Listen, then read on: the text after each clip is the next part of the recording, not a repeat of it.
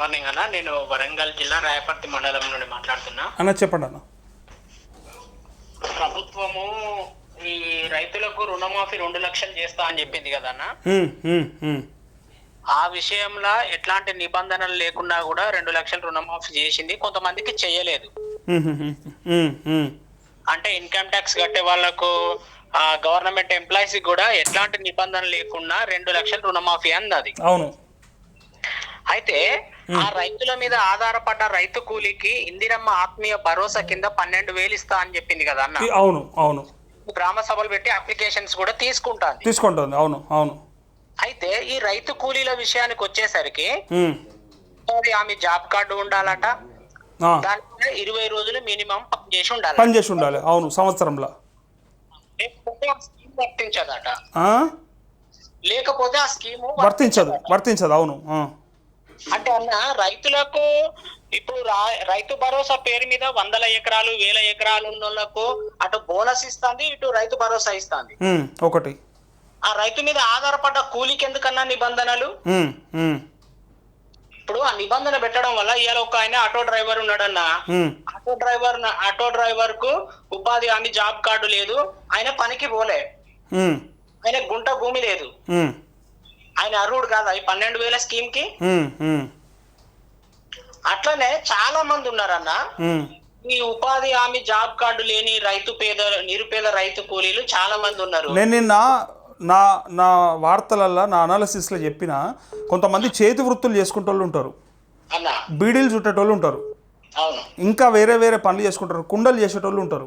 ఏదో వాళ్ళకు చేతనైనంత చేసుకుంటారు. మిగిలిన టైంలో సరే దాంతో ఏదో బతికెళ్ళదీస్తూ ఉన్నారు. వాళ్ళు ఎందుకు అర్హులు గారన్నా? అంటే ఉపాధి హామీ పనికోయి జాబ్ కార్డు ఉంటేనే అంటే మరి అది లేకుండా ఉన్న వాళ్ళు చాలామంది పాపం పేదోళ్ళు ఉన్నారు కదా. మరి అలాగ భూమే లేదు కదా. మేరోళ్ళు ఉంటారు, బట్టలు కుట్టుకుంటారు కొంతమంది మేరోళ్ళు. పాపం ఆయన ఒక్క డ్రెస్ కుడితే ఆయనకు వచ్చేది ఎంత పోయేది ఎంత? ఇప్పుడు ఈ రెడీమేడ్లు చేయంగా అసలు ఎవడు కుడుతుండు, ఎక్కడ కుట్టించుకుంటారు? మరి వాళ్ళకు భూమి లేకపోతే ఆయనకు ఇవ్వాలి కదా మరి ఏమన్నా. సరే అన్న, మాట్లాడతా తప్పకుండా. చూసినావు కదా. ఒక్క నిమిషం అన్న, చెప్పండి. ఇప్పుడు గ్రామ సభలల్లా నిన్న మా ఊర్లో గ్రామ సభ జరిగిందన్న. మేము అధికారులను అడిగినాం, సార్ ఇప్పుడు ఒక్క గుంట భూమి కూడా పట్టా అయి ఉండొద్దట ఈ స్కీమ్ కు. అవును, ఉండొద్దు. అసలు ఆయన పేరు మీద ఒక్క గుంట ఉండొద్దు. నేను అది కూడా చెప్పిన. 4 గుంటలు అలా తండ్రి తరపునో లేకపోతే అలా తాతల తరపు నుంచో వచ్చిన ఒక 4-5 గుంటలు ఉంటే అది కూడా అది బొందలు పెట్టుకోనికి, అదేం వ్యవసాయం చేసాను ఏం సంపాదించడానికి ఏమి ఉండదు. అలాంటి ఆయన కూడా ఇవ్వకపోతే నష్టపోతాడు కదా ఆయన. అందుకోసం అని అన్న, మా ఇప్పుడు రైతు కూలీల పక్షాన మా వాయిస్ కూడా మీరు ప్రతిరోజు న్యూస్ అనాలిసిస్ లో చెప్పాలి. తప్పకుండా చెప్తా. రైతు కూలీల పట్ల వివక్ష ఎందుకన్నా ప్రభుత్వానికి? వాళ్ళు ఉదయం లేచిన పేస్ట్ కానించి నైట్ ఇవాళ గ్రామాలలో బెల్ట్ షాపులు విచ్చలబెడి బెల్ట్ షాపులలో ఈ నిరుపేద రైతు కూలీలే కదా తాగి ప్రభుత్వానికి ఆదాయాన్ని కడుతుంది. లేకపోతే వాళ్ళు ఈ రోడ్లు ఏడుకెళ్ళి ఇద్దరు, ఈ పెన్షన్లు ఏడుకెళ్ళి ఇద్దరు, ఈ రైతు బంధు ఏడుకెళ్ళి పడుతుండే. నువ్వు బతికేదే వాళ్ళతోటి, ఇలా ప్రభుత్వం నడిచేదే వాళ్ళతోటి. నువ్వు వాళ్ళకి ఇచ్చే ముష్టి 12,000కు ఇన్ని నిబంధనలు ఎట్లా పెడుతుంది ప్రభుత్వము? అట్లా ఎందుకు వివక్ష చూపిస్తుంది? అంటే పేదల పక్షాన మాట్లాడడానికి ఎవరు ఉండరు. రైతు కూలీలు అంటే విలువ లేకుండా పోయింది. ఇలా గ్రామాలన్నా 35% మంది రైతులు ఇలా పెట్టుబడి కూలీలు ఎక్కువ అవుతున్నాయి, పెట్టుబడి ఖర్చు ఎక్కువ అవుతుంది, దిగుబడి తక్కువ వస్తుంది అని చెప్పి డైరెక్ట్ వాళ్ళని పొలంలో చల్లుతారు. నాట్లేసే కూలీ కూడా దొరుకుతలేదు ఈ రోజు. ఇలా రైతుల దగ్గర కూలీ దొరకక, బయట పని చేసుకుందామంటే పని దొరకక, ప్రభుత్వాలు వాళ్ళకు ఉపాధి చూపించక వాళ్ళు అత్యంత దారుణమైన పరిస్థితిలో, దిక్కుతున్న స్థితిలో ఇలా రైతు కూలీలు ఉన్నారన్న గ్రామాలల్లో. అవును అవును. నువ్వు ఇచ్చే 12,000 రూపాయలు నువ్వు మానవత దృక్పథంతో ఆలోచించాలి ఈ పేదల పట్ల. సంక్షేమ పథకాలంటేనే అవి కదా. అవసరమైతే వీళ్ళకి సహాయాన్ని పెంచాలి. అట్లాంటిది అలా ఆటో డ్రైవర్లు చిన్న చిన్న పనులు చేసుకునేటోళ్ళు వాళ్ళకి జాబ్ కార్డు లేదని చెప్పి ఇలా 12,000 స్కీమ్ కు అర్హత లేదు అని అంటే వాళ్ళు ఏడుస్తారన్న గ్రామ సభలల్లో. అవును అవునన్నా, కరెక్ట్ చెప్పినావు.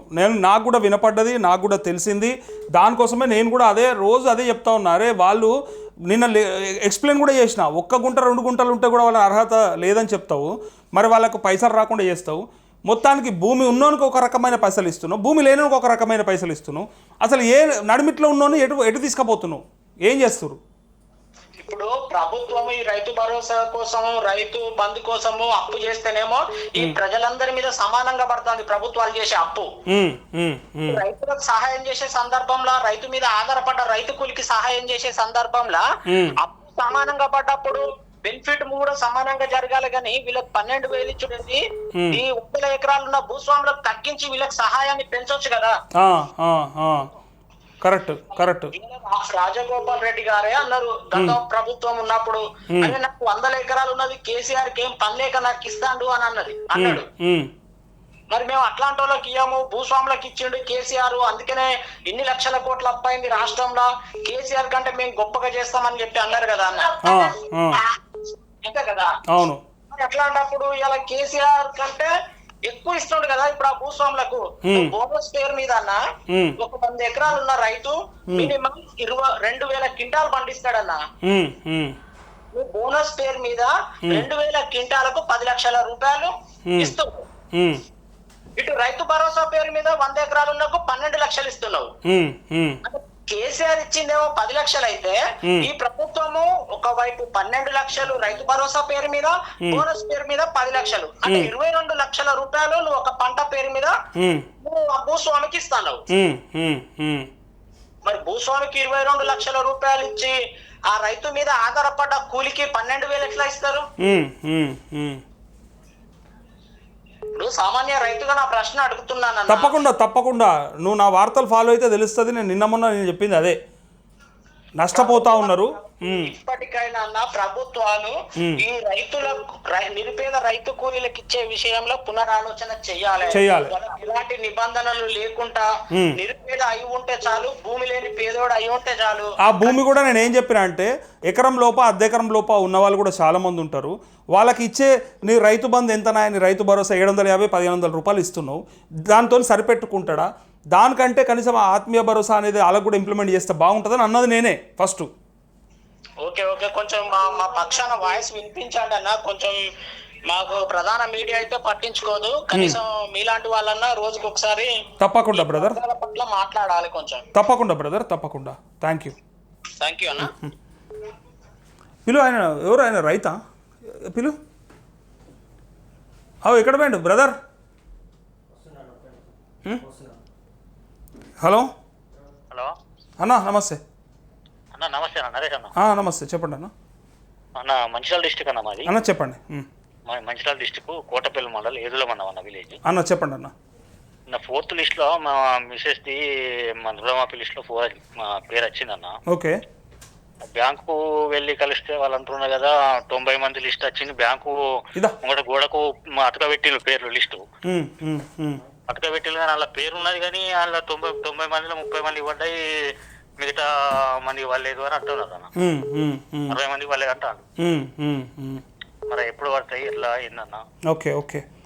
అది అంటే లిస్ట్లో పేరు అయితే ఉంది కదా? ఆ లిస్ట్లో పేరు ఉన్నదన్న. ఇప్పుడు ఈ వారంలోపు వస్తాయని కొంతమంది చెప్పిండ్రు, కొన్ని జిల్లాల్లో రిలీజ్ అయినాయట. ఒకసారి ఒక 1 వీక్ వరకు వెయిట్ చేద్దాం, రాకపోతే ఖచ్చితంగా మాట్లాడదాం. ఇంకోటి అన్న, ఈ రేషన్ కార్డుల గురించి ఇప్పుడు నాకు పెళ్ళి అయ్యి, అప్పుడు నా వయసు 32 అన్న. నాకు పెళ్ళి అయ్యి 8 సంవత్సరాలు అవుతుంది. నా బాబు 5 years, పాప 2 years. నా భార్య పేరు ఎక్కలేదు. ఈ కేసీఆర్ అయితే మొత్తానికి రేషన్ కార్డుల ఆప్షన్ అయ్యలేదు అన్న. పెళ్ళైన సంవత్సరం పెట్టుకున్నా రేషన్ కార్డు కోసం అప్లికేషన్, కలెక్టర్ ఆఫీస్ లో పెట్టుకున్నా, మంచిగా కలెక్టర్ ఆఫీస్. అప్పటి నుండి ఇప్పటి వరకు అదే ఆన్లైన్ లో అది ఆ లింక్ ఆప్ వచ్చినప్పుడు మేము పెడతామని అనుడు కానీ అది అచ్చలేదు, మేము పెట్టలేదు. ఇప్పుడు ఇస్తున్నా మరి, ఇప్పుడు ఇచ్చారా దరఖాస్తు? మరి మళ్ళీ దరఖాస్తు పెట్టినాను, గ్రామసభ జరిగింది. అందులో ఉన్నావా? లిస్ట్ లో పేరు వచ్చిందా మరి? మా మిస్సెస్ది మా బాబు వచ్చింది, పాప రాలేదు, పాప గురించి పెట్టినా. ఓకే చేయించుకోండి అన్న, వస్తాయి. ఏదైనా ఉంటే చెప్పండి నాకు. వైఎస్ రాజశేఖర రెడ్డి ఉన్నప్పుడు ఇవాళ రేషన్ కార్డు గురించి అప్లికేషన్ పెడితే వచ్చే నెల బియ్యం వచ్చేదన్న. అవును. పేదోడిని గుర్తించడానికి ఇంత సింపుల్ గా అన్న, ఏమున్నా అన్న దాంట్లో, దానికోసం ఏం లెక్క కామన్నా ఎందుకన్నా? ఏందో సంవత్సరం అవుతుంది. ఇప్పుడు వాళ్ళు 10 ఏళ్ళ కథం పట్టించారు, ఇప్పుడు వీళ్ళు సంవత్సరం అవుతుంది. మాకనైతే మాకడ పాపులర్ జనాభా ఎస్టీ అన్న, గిరిజనులు ఉంటారు. మరి పల్లెటూరు మహారాష్ట్ర ప్రాణహిత నది పరివాహక ప్రాంతము. ఓకే అన్న. గడ్చిరోలు జిల్లా, సిరివెంచ. అయితే మొత్తం పేదోళ్ళు అన్న, పాపం వాళ్ళకు అడవి మీద బతుకుతారు అన్న. అంటే ఈ సెరికల్చర్ పట్టు పరిశ్రమ అర్థమైంది. వాళ్ళు అడిగిన బతుకుతారు, వాళ్ళకు తినడానికి తిండి కూడా మస్తు ఇబ్బంది అవుతుంది. ఉంటే భూమి కూడా లేని వాళ్ళు ఉన్నారు అన్న. వాళ్ళ కోసం ఆలోచించాలి అసలు ప్రభుత్వం ఏమైనా చేయాలంటే గట్లాంటి వాళ్ళ కోసం చేయాలి. మళ్ళీ ఇంకో విషయం అన్న, ఈ కొత్తిళ్ళ గురించి అప్లికేషన్లు ఉన్నాయి కదా, ఇందిరమ్మ ఇండ్లు గుడిసెలు ఉన్న వాళ్ళు నిరుపేదలు చాలా మంది ఉన్నారు మా ఊర్లో. అయితే దీంట్లో ఇందిరమ్మ కమిటీ అని ఒక 5, 6, 8 మంది కమిటీ వేసి వాళ్ళు సెలెక్ట్ చేసుడేందన్న, ఈ ఎంఆర్ఓనో ఎంపీడీఓనో ఎమ్మెల్యేనో పేదోనికి చూసి సెలెక్ట్ చేయాలి. కానీ ఇప్పుడు ఆ కార్యకర్తలు, కాంగ్రెస్ కార్యకర్తలు వాళ్ళు గనక ఈ నిజమైన పేదోనికి ఇస్తారు అన్న, వాళ్ళు మనిషి కూడా పెట్టించుకుంటారు. కానీ నిజం చెప్పన్న, మీరే ఆలోచించారు. అదే జరుగుతుంది అన్న. అందుకే కదా మాలాంటోడు మాట్లాడేది దానికోసమే. అసలు అర్హులు విడిచిపెట్టి అనర్హులకు ఇస్తారు కాబట్టి ఇవాళ ఇప్పుడు గ్రామాలలో కూడా గొడవలు అవుతా ఉన్నాయి. ఏడైనా అదే మాట్లాడుతూ ఉన్నారు. కమిటీ ఎందుకన్నా, కమిటీ అవసరం లేదు అన్న. పేదోడిని గుర్తించి నిజమైన పేదోడు గుడిసెలు ఉంటాడు, ఆయనకి సొంత భూమి ఉంటే ఆయన కట్టియాలి, లేకపోతే ప్రభుత్వ భూమి చెరువు పక్కపోతే ఏదో ఒకటి ఉంటుంది. అసలు చిన్న ఇల్లు కట్టిస్తే అయిపోతుంది కదా, లేకపోతే డబ్బులు ఇస్తే వాళ్ళని కట్టుకుంటారు కదా. కరెక్ట్ అన్న, ప్రభుత్వము కొంచెం ఒకేసారి డబ్బులు ఇవ్వకపోని, నువ్వు కట్టుకున్న కొద్ది రాజశేఖర డబ్బులు ఎట్లా ఇచ్చిన, అవును, కట్టుకున్న కొద్ది తీసుకుంటూ పోవాలి. కానీ ఇప్పుడు నిజంగా ఈ కమిటీ నిజంగా పేదోనికి ఇస్తుంది అన్న ఇల్లు, అదే అనుమానం ఉన్నది. అందుకే కదా ఇప్పుడు అంతా ఆగమాగం అవుతారు. అసలు ప్రభుత్వానికన్నా అసలు ఆలోచన ఉందా, కరెక్ట్ అయినోనికి ఇద్దాము, అర్హులకే ఇద్దామని ఉందా? రుణమాఫీ కూడా ఎవరెవరికి అనర్హులకు అయింది, అర్హులకు కాలేదు పాపం.